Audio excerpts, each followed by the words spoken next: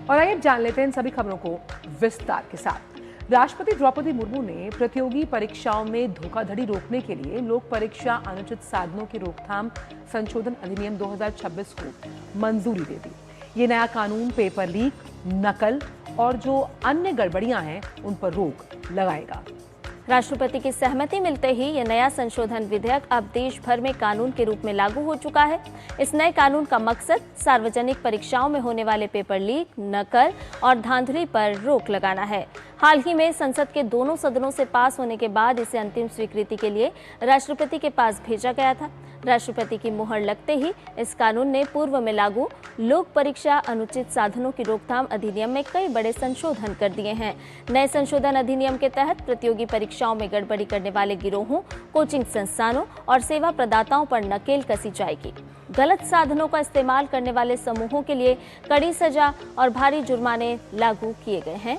कानून के दायरे में संघ लोक सेवा आयोग यानी कि यूपीएससी, कर्मचारी चयन आयोग, रेलवे भर्ती बोर्ड, राष्ट्रीय परीक्षा एजेंसी और केंद्र सरकार के दूसरे मंत्रालयों और विभागों की सभी परीक्षाएं शामिल हैं। और वहीं नए कानून की अगर बात करें तो दोषियों को 10 साल तक के जो सजा का प्रावधान है वो इसमें है। अब इसमें जुर्माने की राशि को बढ़ाया गया है, 10 करोड़ रुपए तक का जुर्माना है। साथ ही साथ अगर आपकी संलिप्तता इसमें पाई जाती है तो आपकी संपत्ति को जब्त भी किया जा सकता है।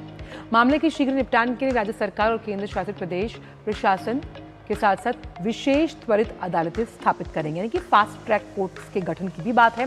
नए कानून के तहत परीक्षाओं में किसी भी तरह की जो तकनीकी सेंधमारी या मिली भगत है उसे रोकने के लिए 5 एजेंसियों को ज्यादा अधिकार दिए गए, क्योंकि हमने देखा कि जो पेपर लीक हुआ उसमें तकनीकी गड़बड़ी की वजह से जो पेपर माफिया थे वो इसे करने में कामयाब हुए थे। और इतना ही नहीं, पूरे मामले की छानबीन पुलिस थाने में सूचना दर्ज होने की तिथि से 2 महीने के अंदर पूरी करनी होगी। आरोप पत्र दाखिल होने के 3 महीने के अंदर सुनवाई को पूरा करना होगा, यानी कि समय सीमा को भी इस नए कानून के तहत तय किया गया है, सुनिश्चित किया गया है। और ये समय सीमा जो तय की गई है कहीं ना कहीं जो जस्टिस का डिलीवरेंस है वो टाइमली हो पाए उस लिहाज से इसे किया गया।